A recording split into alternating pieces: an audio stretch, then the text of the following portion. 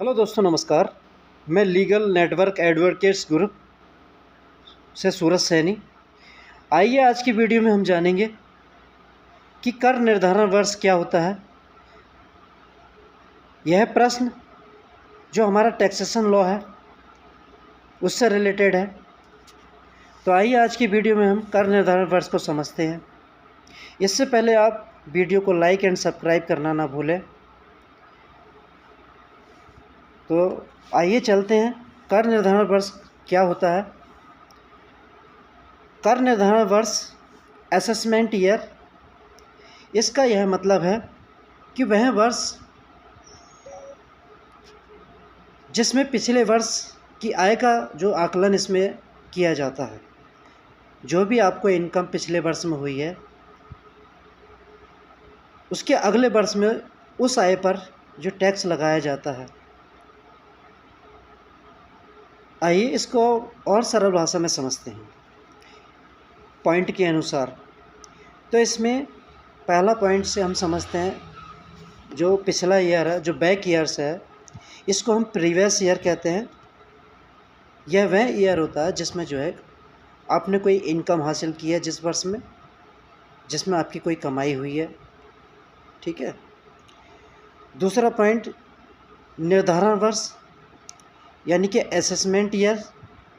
ये वह जो आपने आय हासिल की है जिस वर्ष, उससे ठीक अगला वर्ष होता है जिसमें उस आय पर जो पिछले वर्ष आपने आय हासिल की है उस पर जो है टैक्स लगाया जाता है। उसे हम असेसमेंट ईयर यानी कि निर्धारण वर्ष भी कहते हैं। अब आइए हम इसे एक एग्जांपल से समझ लेते हैं।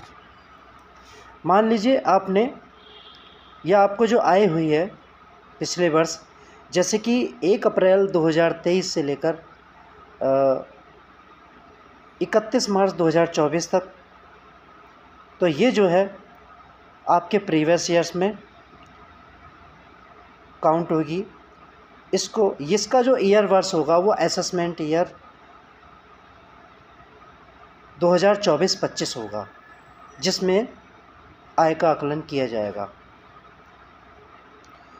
यानी जो 2023 और 2024 की जो आय है उस पर जो टैक्स लगेगा वो 2024 और 2025 में टैक्स लगेगा। आइए, जो कर निर्धारण वर्ष है इसकी जो कुछ मेन जो मुख्य बातें हैं उनको हमें समझना ज़रूरी है। उसको 2-3 पॉइंटों के माध्यम से हम समझते हैं। इसकी जो मुख्य बातें हैं, इसमें पहला पॉइंट है कि ये जो इनकम टैक्स जो कर निर्धारण वर्ष है, इसकी जो अवधारणा है वह इनकम टैक्स एक्ट 1961 के तहत आती है। ठीक है। दूसरा पॉइंट, जो मेन बात है इसमें, जो निर्धारण वर्ष है वह हमेशा पिछले वर्ष के तुरंत बाद आता है। यानी कि जिस वर्ष हमको आय हुई है तो उसके ठीक जो अगला वर्ष होगा, ठीक है, वह निर्धारण वर्ष होगा।